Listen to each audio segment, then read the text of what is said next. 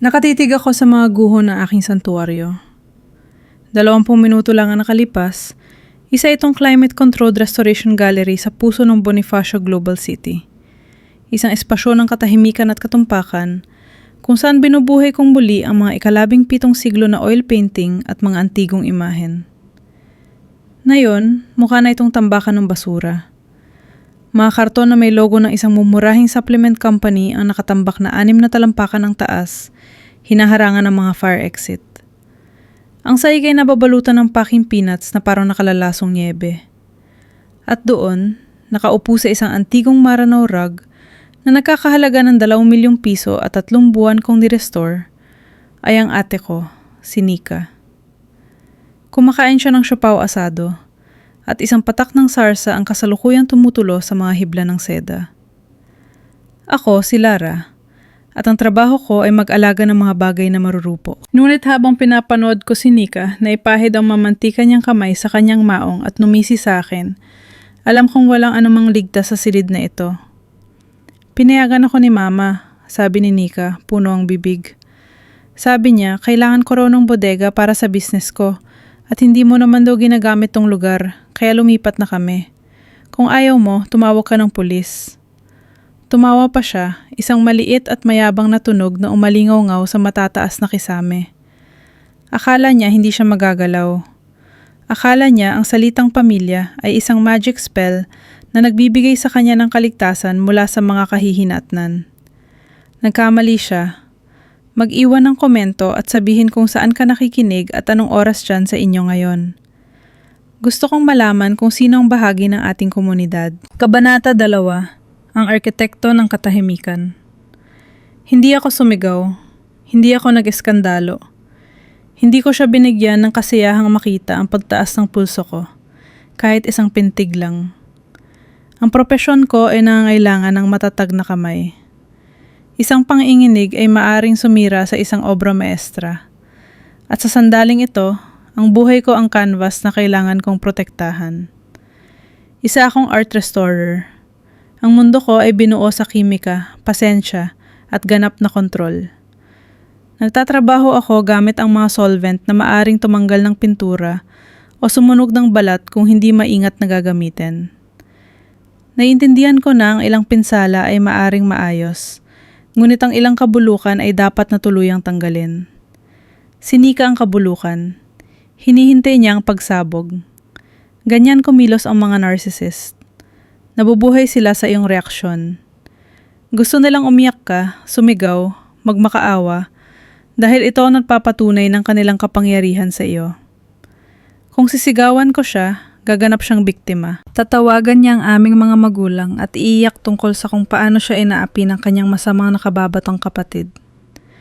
Kailangan niya ng gatong. Nagpa siya akong huwag siyang bigyan ng anuman. Tumingin ako sa likuran niya, sa gulong nilikan niya. Sinuri ng aking mga mata ang silid. Inilista ang mga pinsala na parang isang insurance adjuster. Ang mga nakablock na exit, ang mga tira-tirang pagkain malapit sa mga archival material, ang hindi otorisadong komersyal na aktibidad. Hindi na ito isang alitan ng pamilya. Isa na itong serye ng mga paglabag sa lease at mga panganib sa kaligtasan. Sa psikolohiya, mayroong isang pamamaraan na tinatawag na gray rock method. Nagiging kasing simple at katigas ka ng isang bato. Hindi ka nag-aalok ng anumang emosyonal na ibabaw na kakapitan ng taong toxic. Hindi ka nakikipagtalo. Nagmamasid ka. Hindi mo ipinagtatanggol ang sarili mo. Nagdodokumento ka. Tinitigan ko si Nika ng diretso sa mga mata. Ang kanyang ngisi ay bahagyang nawala, na hindi niya nakita ang galit na inaasahan niya. Wala siyang nakita kundi isang salamin na nagpapakita ng sarili niyang gulo. Okay, sabi ko. Ang boses ko ay wala emosyon, walang anumang himig. Okay, ulit niya, kumukurap. Yun lang? Yun lang, sabi ko. Tumalikod ako at lumabas ng pinto. Hindi ko ito ibinagsak. Isinara ko ito ng may malambot at tiyak na pag-click. Narinig ko siyang tumatawa sa likuran ko. Malamang ay tinatext ng aming ina na sumuko na ako, na mahina ako. Wala siyang kaalam-alam. Akala niya aalis ako para umiyak. Aalis ako para sunugin ang kanyang mundo hanggang sa maging abo, sa legal na paraan, may sistema, at walang kahit isang patak ng luha. Kabanata 3. Ang puhunan ng dugo. Para maintindihan kung bakit ako umalis, kailangan nung maintindihan ang hapunan na nangyari 2 linggo nang nakalipas. Ito ay isang Sunday lunch sa bahay ng mga magulang ko sa Quezon City. Ang uri ng sapilitang pagtitipon ng pamilya na parang hindi pagkain kundi isang hostage negotiation. Dumating ako na may magandang balita. Kakatanggap ko lang ng kontrata mula sa isang museo sa Madrid para i-restore ang isang koleksyon ng mga water-damaged na classical Filipino paintings. Ito ang pinakamalaking break sa aking karera. Nangangailangan ito ng 15 milyong pisong puhunan para mag-set up ng isang satellite lab. Ngunit meron akong plano. Papaupahan ko ang aking condo unit sa BGC. Ito ay isang natatanging property, industrial chic at high security na madaling makakuha ng 400,000 piso kada buwan sa corporate rental market. Inilatag ko ang mga numero sa mesa sa pagitan ng lechon at kare-kare. Ipinagmamalaki ko ito. Akala ko kahit saglit ay ipagmamalaki rin nila ako. Tapos nagsalita si Nika, hindi niya ako binati. Tumingin siya sa aming ina at sinabing, "Perfect. Malulutas niya ng problema ko sa bodega." Nabebenta si Nika ng mga supplement, hindi yung nabibili sa botika, kundi yung binibili mo sa isang kaibigan sa Facebook na nangangako magpapagaling na yung anxiety at nung papayaman sa'yo. Tinatawag niya ang sarili niyang CEO. Tinatawag ko itong pyramid scheme. Meron siyang mga kahon ng inventaryo na nabubulok sa kanyang garahe at nagpasya siyang ang kondo ko ang upgrade na kailangan ng kanyang brand. Pwede kong ilipat ang mga stock sa susunod na linggo, sabi ni Nika, sabay kuha ng kanin. Makatitipid ako sa bayad sa storage at maganda tingnan ang address sa business cards ko. Natawa ako, akala ko'y biro lang. Hindi pala. Ibinaba ng aking ina ang kanyang kubyertos. Magandang ideya yan, Nika. Lara, pupunta ka naman ng Madrid, di ba? Kailangan ng ate mo ng tulong. Siya nang gawain ng isang mabuting Kristiyano. Tiningnan ko sila. Tiningnan ko ang 400,000 piso kada buwan na kailangan ko para pondohan ang aking pangarap. At tiningnan ko ang aking mga magulang na hinihiling na sunugin ko ito para lang mapainit si Nika. Mayroong konsepto sa ekonomiya na tinatawag na sunk cost fallacy o ang kamalian ng sugarol. Ito ay kapag ang isang sugarol ay patuloy na tumataya sa isang talunang baraha dahil napakarami na niyang natalo, kaya't hindi na niya kayang umalis. Iniisip nila na kung magdagdag lang sila ng isa pang taya, babaliktad ang swerte. Ang mga magulang ko ay mga sugarol. Si Nika ang kanilang masamang taya. Nagbuhos sila ng dekada ng pera, emosyonal na pagod, at mga dahilan para sa kanya. Nabigo siya sa kolehiyo, nabigo sa 3 kasal, at nabigo sa 5 negosyo. Ang pag-amin na siya ay isang kabiguan ay mangangahulugan ng pag-amin na nabigo ang kanilang pagpapalaki. Hindi nila kayang gawin yon. Kaya sa halip, tinitingnan nila ako. Ang solvent child, ang anak na nagtrabaho, nag-ipon, at nagtayo at nakikita nila ako bilang isang bagong tumpok ng chips. Hindi nila mas mahal si Nika. Mas takot lang silang mabigo siya. Ako ang collateral na handa nilang isakripisyo para patunayan na tama sila tungkol sa kanyang potensyal. Hindi, sabi ko sa mesa. Ang kondo ay isang business asset. May mga nakalinya na akong tenant. Hindi ko gagawing bodega ang isang multi-milyong property. Hinampas ng aking ama ang kanyang kamay sa mesa. Makasarili ka, Lara. Nalulunod na ang kapatid mo, tapos ikaw ay nagtatayo ng yate. Maaga akong umalis sa hapunan na yon. Akala ko yon na ang katapusan. Akala ko sapat na ang pagsasabi ng hindi. Nakalimutan ko na para sa isang sugarol, ang hindi ay isang bluff lang na hindi pa nila tinatawagan. Kabanata 4. Ang panganib ng chemical. Ang timeline ay nagbabalik sa atin kaninang umaga. 20 minuto bago ko natagpuan si Nika na kumakain ng siopaw asado sa aking rug. Nakatayo ako sa hallway sa labas ng aking unit. Inaayos ang aking blazer.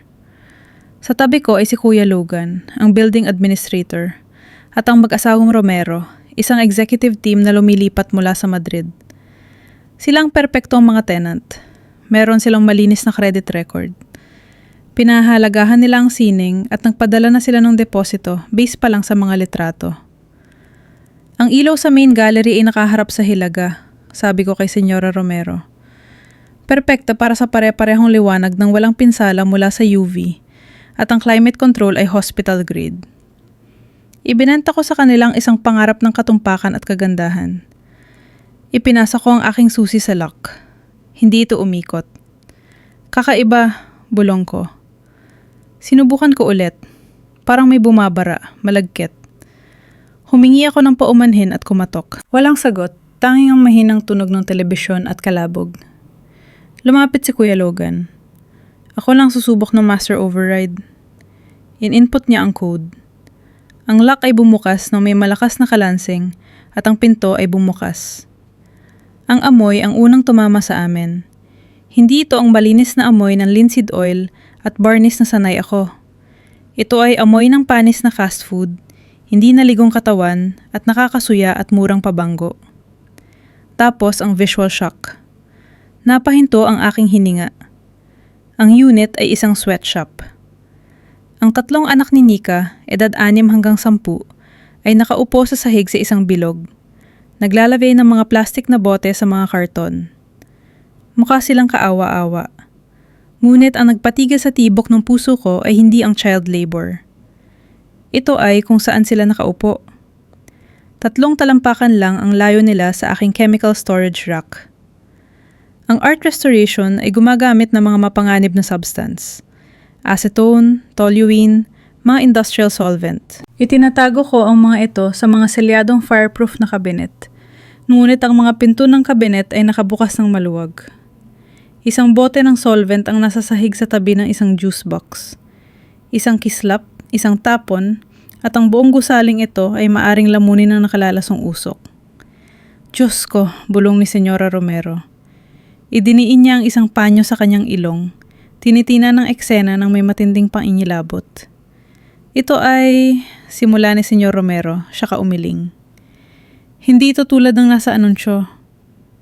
Pinanood ko silang umatras patungo sa elevator. Hindi ko sinubukang pigilan sila. Ano ang masasabi ko? Huwag pansinin ang hindi otorisadong operasyong komersyal at mga panganib sa sunog. Wala na sila.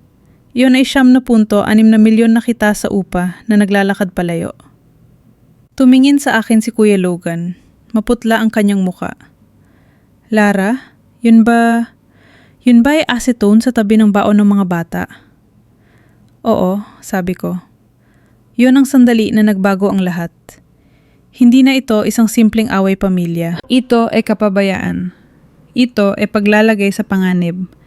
Ito ay isang bangungot na maaring mag-bankrupt sa akin at magpakulong sa akin kung may batang makainom ng mga chemical na yon. Tumingala si Nika mula sa sofa. Pinupunasan ang sarasa sa kanyang labi. Hindi siya mukhang guilty. Mukha siyang naiinis na naistorbo namin ang kanyang pinapanood. Ah, andyan ka pala, sabi niya. Dapat tumawag ka muna. Kabanata 5. Ang siyam na isa-isa protocol. Ang pagbaba namin sa elevator papuntang lobby ay ang pinakamahabang 30 segundo ng aking buhay. Nakatayo ako sa tabi ni Kuya Logan. Bahagyang nanginginig ang aking mga kamay. Hindi sa takot, kundi sa adrenaline ng sa wakas, ay hindi na mababawing pagpili sa aking sarili. Ang telepono ko ay nag-vibrate sa aking bulsa na parang galit na bubuyog. Hindi ko ito tiningnan, pero alam ko kung sino ito. Ang aking ina. Tinetext ako na makasarili ako. Tinetext ako na sinusubukan lang ni Nika na bumuo ng kinabukasan para sa kanyang mga anak. Tinetext ako na sinira ko ang maselang ecosystem ng pag-e-enable na inalagaan ng aming pamilya sa loob ng 30 taon. Tatawagan mo ba ang mga magulang mo? Mahinang tanong ni Kuya Logan nang bumukas ang mga pinto. Lumabas ako sa lobby. Malamig, tahimik at matino. Hindi, sabi ko. Walang saysay. Sasabihin lang nila sa akin na humingi ako ng tawad. Kinuha ko ang aking telepono. 17 missed calls mula sa aking ina, 5 mula sa aking ama, at isang notification mula sa TikTok. Nag-post si Nika ng video. Pinindot ko ito. Isa itong tour sa aking kondo. "Check out my new office, guys," masayang sabi niya. Iniikot ang camera para ipakita ang tanawin ng skyline. "Big things coming for my brand.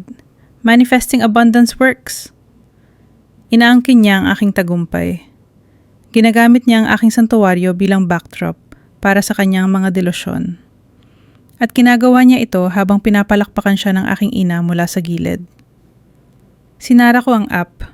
Naisip ko ang mga solvent. Naisip ko ang sineng.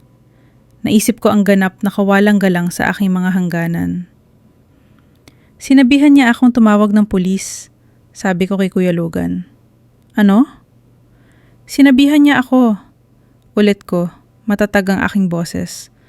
Kung ayaw ko raw, dapat daw akong tumawag ng pulis. Akala niya hindi ko gagawin. Akala niya ako pa rin ang maliit na kapatid na lagi nagpapanatili ng kapayapaan. Ang aking hinlalaki ay lumutang sa ibabaw ng keypad pagkatapos ay pinindot ang sequence. Siyam isa-isa. Siyam isa-isa, ano yung emergency? "Kailangan kong i-report ang isang trespassing in progress sa 404 West Hubbard Street," sabi ko. Ang aking boses ay kalmado, tumpak, profesional. Tumanging umalis ang mga nanghihimasok. Meron ding mga mapanganib na chemical sa lugar at may mga menor de edad na walang bantay na malapit sa mga ito. Nababahala ako para sa kanilang kaligtasan. Hindi ko sinabing kapatid ko. Hindi ko sinabing mga pamangkin ko. Ginamit ko ang mga legal na termino. Trespassing, child endangerment, chemical hazard. Ginagamit ko ang Grey Rock method sa emergency operator. Pagdating ng mga pulis, 2 opisyal na mukhang seryoso, sinalubong ko sila sa pinto. Ipinakita ko sa kanila ang titulo ko. Ipinakita ko ang aking ID. Ipinaliwanag ko ang sitwasyon ng maikli at ayon sa katotohanan. "Ang individual ba sa loob ay isang tenant?" Tanong ng isang opisyal. "Hindi po," sabi ko. "Isa siyang squatter na nanloob." Umakyat kami. Nang pumasok ang mga opisyal sa unit, sumigaw si Nika. "Dito ako nakatira," sigaw niya, tumatalon mula sa sofa. "Tanungan niya si Mama, pinayagan niya ako." Tiningnan ako ng opisyal. Tiningnan ko ang opisyal. "Ang nanay mo ba ang may-ari ng property na ito?" Tanong ng opisyal kay Nika. "Hindi, pero..." "Kung gayon, walang bisa ang kanyang pahintulot," sabi niya. Pinanood ko ang pagguho ng mukha ni Nika. Sa unang pagkakataon sa kanyang buhay, nakatagpo siya ng isang hangganan na hindi kayang manipulahin ng luha o konsensya. Walang pakialam ang batas sa kanyang brand. Wala itong pakialam sa kanyang mga paghihirap. Ang tanging mahalaga ay kung sinong may hawak ng titulo. Kabanata 6. Ang pagtataksil sa pamilihan at ang singil. Habang sinasama ng mga opisyal ang humahagulgol na si Nika patungo sa elevator, tinapik ako ni Kuya Logan sa balikat. Hawak niya ang kanyang tablet, may tinitingnan na may kunot sa noo. "Lara," sabi niya, "nasaan yung mga antigong butaka chairs?" Tumingin ako sa sulok ng silid. Walang laman. 2 antigong silya na gawa sa nara at sulihiya ay nawawala.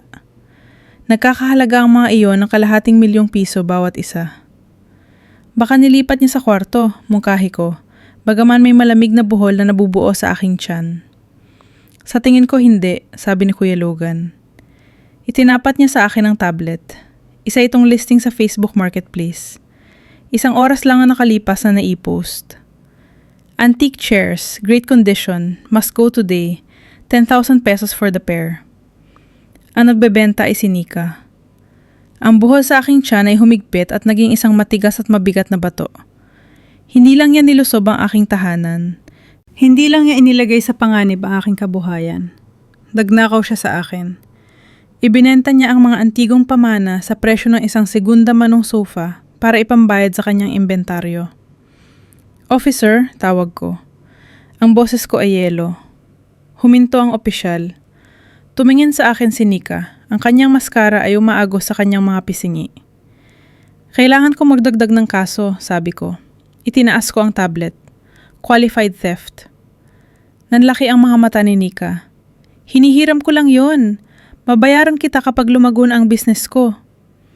Hindi ganyan gumagana ang pagnanakaw, sabi ng opisyal. Kinuha niya ang kanyang posas. Hindi na ito isang alitan ng pamilya. Isa na itong krimen. Pagdating na aking mga magulang sa presinto para kunin ang mga bata, si Nika ay pinoproseso na. Pumasok sila sa waiting area. Pula at namamaga ang mukha ng aking ina.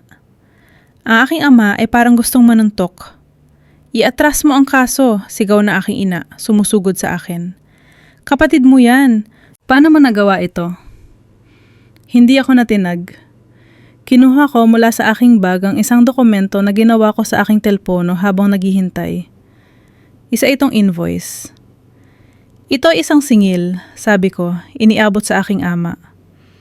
Para sa professional cleaning ng unit, para sa pagtatapon ng mga hazardous waste na dinala niya, para sa pag-restore ng rug na sinira niya, at para sa market value ng mga silya na ibinenta niya.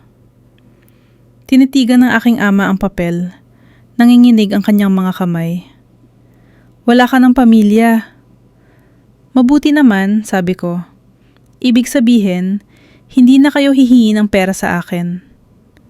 Tinalikuran ko sila.